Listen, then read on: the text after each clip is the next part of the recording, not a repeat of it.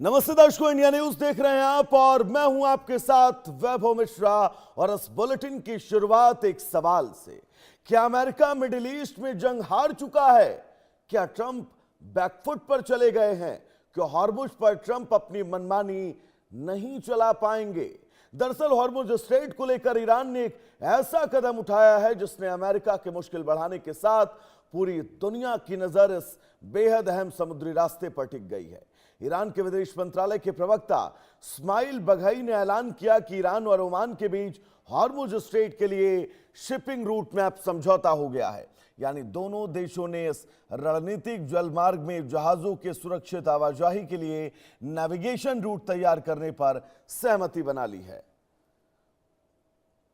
हालांकि कुछ मुद्दे अभी लंबित हैं और संयुक्त बयान की भाषा पर भी चर्चा जारी है।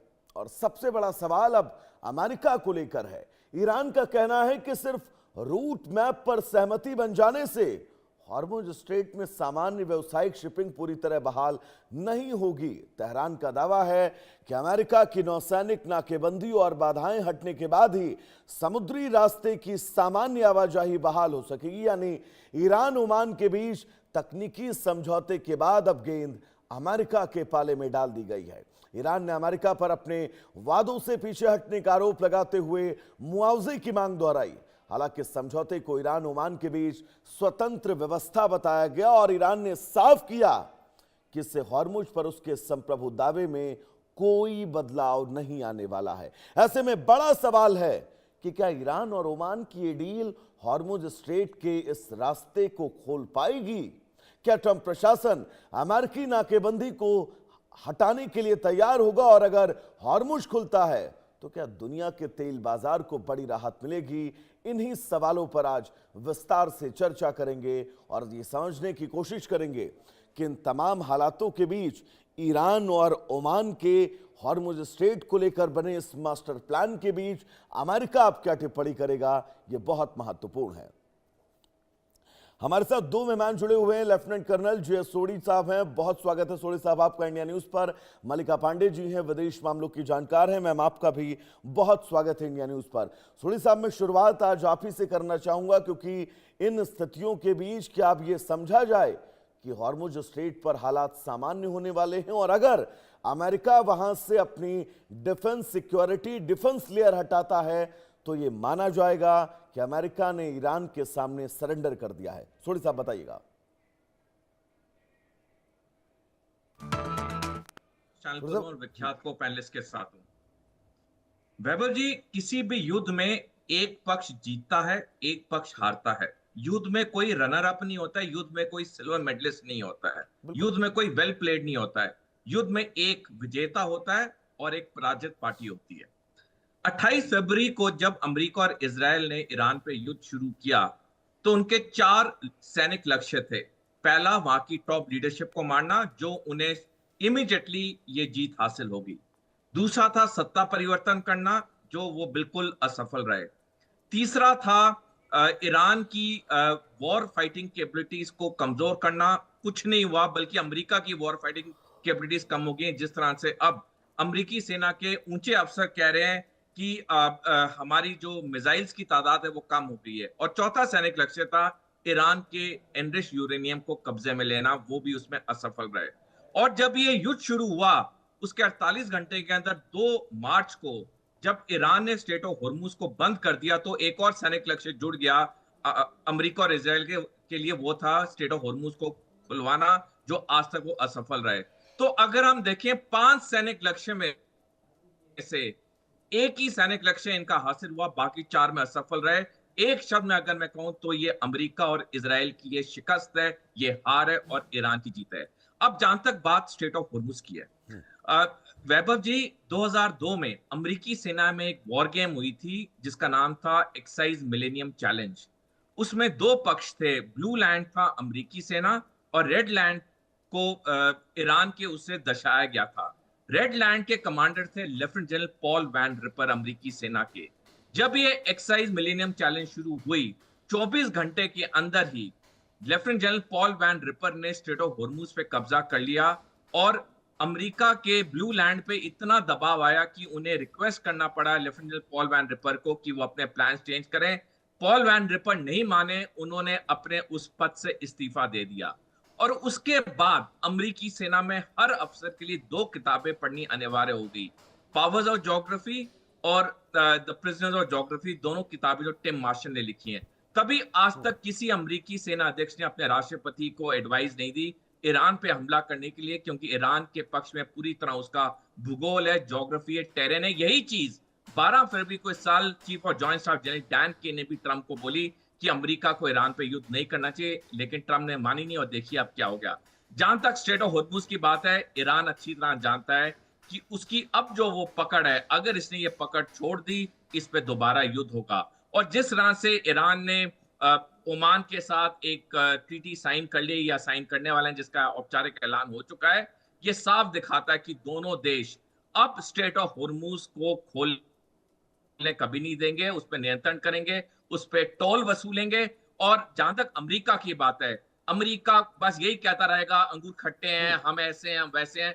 अमेरिका का अब इस स्ट्रेट ऑफ होर्मुज पे कभी वो ना कंट्रोल कर पाएगा, ना वो ईरान का कंट्रोल वहां पे खत्म कर पाएगा। और बिल्कुल मैं लौटूंगा सूर्य साहब आपके पास, मलिका जी के पास मैं चलना चाहूंगा। मलिका जी, ये बहुत महत्वपूर्ण है, हॉर्मुज स्ट्रेट को लेकर स्थितियां क्या हैं, क्या होंगी, ये बड़ा पेचीदा सवाल बन गया है। हॉर्मुज स्ट्रेट का भविष्य आप कैसे देखती हैं, एक बार हमारे दर्शकों को समझाइएगा। बिल्कुल। नमस्कार वैभव जी। देखिए, ये युद्ध विराम होने का नाम नहीं ले रहा है। कहीं ना कहीं हम एक चीज देख रहे हैं, वॉल स्ट्रीट जर्नल का मैं एक आर्टिकल पढ़ रही थी जिसमें अब क्या हो गया है कि पूरा जो नक्शा है एक ऑयल का, वो रीड्रॉ हो रहा है। कहीं ना कहीं हम देख रहे हैं कि 20% जो था स्ट्रेट ऑफ हॉर्मुज से तेल जाता था, उसके बाद हमने देखा कि वो डिसरप्ट हुआ है और ग्लोबल हिस्ट्री में इतना बड़ा ऑयल डिसरप्शन पहली बार हुआ। दूसरा, हमने देखा कि हुतीज भी अब लाल महासागर में कहीं ना कहीं पूरे अटैक्स कर रहे हैं शिप्स पर, यमन के बंदरगाह पर।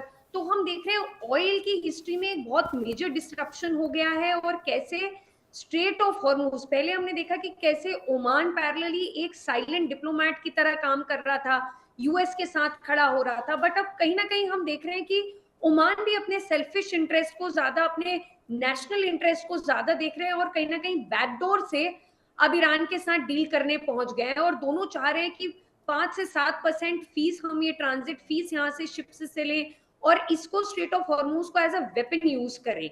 और ये न्यूक्लियर वेपन से भी बहुत बड़ा वेपन है। और कहीं ना कहीं हम देख रहे हैं कि ईरान वॉर एक गले की हड्डी बन चुका है ट्रम्प के लिए। ना वो निगल सकते हैं और ना वो थूक सकते हैं, उनको समझ में नहीं आ रहा है कि वो करे क्या। और वहीं पर हम देख रहे हैं कि ईरान चाहता है कि युद्ध जितना लंबा खिंच सके वैभव जी, उतना खिंचे। वो बेसिक मिनिमम चाहते हैं कि नवंबर तक मिड टर्म इलेक्शंस तक ये युद्ध खींचे, जहां पर डोनाल्ड ट्रंप को मिड टर्म इलेक्शंस पे हार मिले। ये कहीं ना कहीं सब कुछ इंटरलिंक्ड है।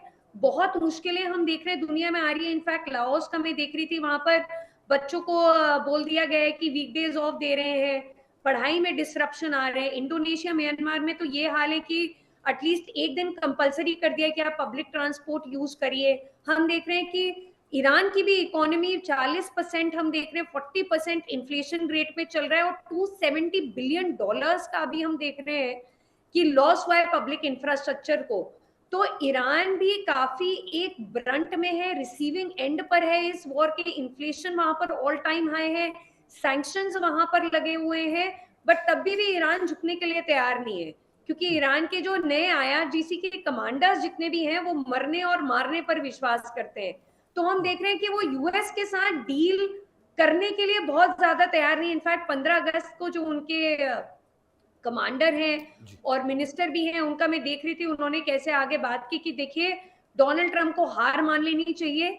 अब ईरान और ओमान साथ में आके कहीं ना कहीं स्ट्रेट ऑफ हॉर्मुज को कंट्रोल करेंगे, तो डोनाल्ड ट्रंप को यहाँ से चुपचाप निकल जाना चाहिए। एक एम्बैरेसिंग मूवमेंट हो चुका है उनके लिए। तो वैभव जी, ये पूरा हम देख रहे हैं कि कैसे स्ट्रेट ऑफ हॉर्मुज ओवरऑल और रेड सी, लाल महासागर, दोनों ने पूरा जो एक ऑयल मैप था, एक ऑयल का नक्शा था पूरे विश्व का, वो रीड्रॉ कर दिया है कहीं ना कहीं।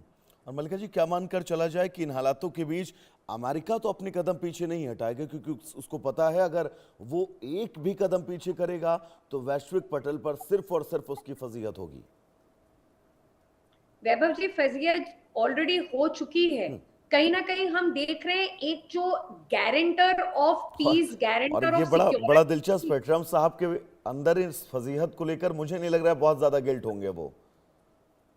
नहीं वैभव जी, वो तो देखिए एक बिजनेसमैन भी है, ये आप और हम बहुत बार डिस्कस भी कर चुके हैं कि डोनाल्ड ट्रंप एक हेड ऑफ द स्टेट कम एक बिजनेसमैन ज्यादा है। उनको कहीं ना कहीं ये लगता है कि कैसे एक वो स्टेटमेंट लगाते हैं, उनकी जो ऑयल कंपनीज है, अमेरिकन ऑयल कंपनीज सर्टेन, वो एक डायलॉग बोलते हैं, वो वहां पर अपना निवेश लगाती है, फिर अपना पैसा वो रिट्रैक्ट कर लेते हैं, जैसे उनको सब कुछ पहले से पता चलता है कि स्टॉक मार्केट्स में कहाँ पैसा लगाना है, कहाँ विड्रॉ करना है। इसमें काफी हमने देखा कि यूएस की मीडिया में भी चर्चा रहा है, उनके रिपब्लिकन्स भी अभी उनके अगेंस्ट हो चुके हैं, सुप्रीम कोर्ट जो जो जजेस उन्होंने अपॉइंट वहां पर किए थे वो भी उनके अगेंस्ट हो चुके हैं, उनके टैरिफ्स और ये वॉर के ऊपर। तो कहीं ना कहीं हम देख रहे हैं एक एक डोनाल्ड ट्रंप की नेगेटिव इमेज बनते जा रही है, बट डोनाल्ड ट्रंप को उससे कोई फर्क नहीं पड़ रहा है। उन्होंने डिसाइड कर लिया है कि भाई देखिए मैं कंट्रोल करूंगा ईरान को, जब तक ये मेरी बात नहीं मानेंगे, माई वे या हाईवे, मतलब ये जब तक मेरी बात नहीं मानेंगे, जब तक ये नहीं करेंगे डील मेरे साथ, तब तक मैं नहीं थमूंगा। जबकि मैं वहां के जो यूएस के सेलर्स हैं जी वो भी अब परेशान हो चुके हैं इतने डेज ऑफ डिप्लॉयमेंट के बाद। इतनी यूएस की मीडिया में खबरें आ रही है कि कैसे वो सी में कूदना चाह रहे हैं, कैसे वो सुसाइड अटेम्प्ट कर रहे हैं, बट तभी भी डोनाल्ड ट्रंप मानने के लिए तैयार नहीं है। मलिका जी, मैं तो लौटूंगा वैभव आपके पास, सोडी साहब के पास में चलना चाहूंगा। यूएस ऐसी सोडी सुपर साहब, पावर के लिए। ओमान और ईरान के बीच ये जो डील हुई है, इसमें ओमान का कितना महत्व है, एक बार ये हमारे दर्शकों को समझाइएगा। वैभव जी, दोनों देशों के लिए ये डील बहुत मायने रखती है, क्योंकि इस डील के अनुसार स्ट्रेट ऑफ हॉर्मूज के जो अंदर जाने के लिए, जो मर्चेंट नेवी शिप्स के अंदर जाने की जो परमिशन होगी वो ईरान देगा और ईरान उस पर टोल वसूलेगा। और जब ये मर्चेंट नेवी की शिप स्ट्रेट ऑफ हॉर्मूज से बाहर आएंगी तो वो ओमान के पास से होती आएंगी और ओमान उसकी परमिशन देगा और ओमान उससे टोल वसूलेगा। यानी दोनों देशों की विन विन सिचुएशन है, क्योंकि आने का रास्ता एक के पास है, जाने का रास्ता एक के पास है, दोनों अपने अपने रास्तों को नियंत्रण करेंगे, दोनों टोल वसूलेंगे। तो जहां तक ओमान की बात है, ओमान को भी दिख रहा है कि ये बहुत सुनहरा मौका है पैसे कमाने का। और इस वक्त जब ईरान की जो मिडिल ईस्ट में दबदबा बढ़ चुका है, ओमान डेफिनेटली ईरान के साथ खड़ा है। यहां तक कि गल्फ खाड़ी के कई देश अब ईरान के साथ आ गए। कुछ दिन से मीडिया रिपोर्ट्स आ रही हैं जिसका खंडन ना यूएई ने किया, ना अमेरिका ने, ईरान ने, कि यूएई ने 2 टन सोना पिछले दरवाजे से ईरान को दिया कि हम पे हमले मत करो। हम समझ सकते हैं कि ईरान की इस युद्ध के बाद कितनी बड़ी वहां पे एक पोजीशनल स्टैंडिंग हो गई है कि अब गल्फ खाड़ी के देश ईरान के साथ दिखना चाहते हैं, अमेरिका के साथ नहीं। जहां तक ये स्ट्रेट ऑफ हॉर्मूज के डील की बात है, डेफिनेटली जो पहले के एग्जांपल दिए जा रहे हैं कि जी सुएज कनाल पे पैसा लेता है मिस्र या टर्की पैसा लेता है स्टेट ऑफ डार्डनेल से, तो ये एक उन्होंने एक प्रेसिडेंट बना के पूरी दुनिया के सामने रख दिया है कि क्योंकि बाकी लोग लेते हैं हम भी लेंगे। और इस पूरी चीज में वैभव जी अगर किसकी मूर्खता निकल रही है तो वो डोनाल्ड ट्रंप की निकल रही है, क्योंकि इनको बार बार एडवाइस किया गया था मत युद्ध करो, मत युद्ध करो। युद्ध से पहले स्ट्रेट ऑफ हॉर्मूज खुला था, वहां पे कोई नियंत्रण नहीं था, कोई किसी को टोल नहीं देना होता था। टोल का मतलब मैं दर्शकों को बताना चाहूंगा, टोल जब एक मर्चेंट नेवी शिप से लिया जाएगा तो डेफिनेटली जो उसके अंदर सामग्री है, चाहे तेल हो या लिक्विफाइड गैस हो, सारों की कीमत बढ़ेगी। यानी आप और मैं जब पेट्रोल खरीदने जाएंगे कुछ समय बाद, जब ये टोल ऑफिशियल हो जाएगा, तो उसमें डेफिनेटली प्राइसेस में इजाफा आएगा। और हमारे नहीं, पूरी दुनिया के देशों में जहां जहां पे मिडल ईस्ट से तेल जाता है, देखिए अब चाहे जापान हो जहां पे 90% तेल उनका मिडल ईस्ट से आता है, साउथ कोरिया 70% आता है, फिलीपींस का 94% आता है, हमारा 47% आता है। तो डेफिनेटली जिन जिन देशों को यहाँ से तेल और गैस मिलता है उनके लिए तो दिक्कतें, किल्लत बढ़ेंगी आने वाले समय में।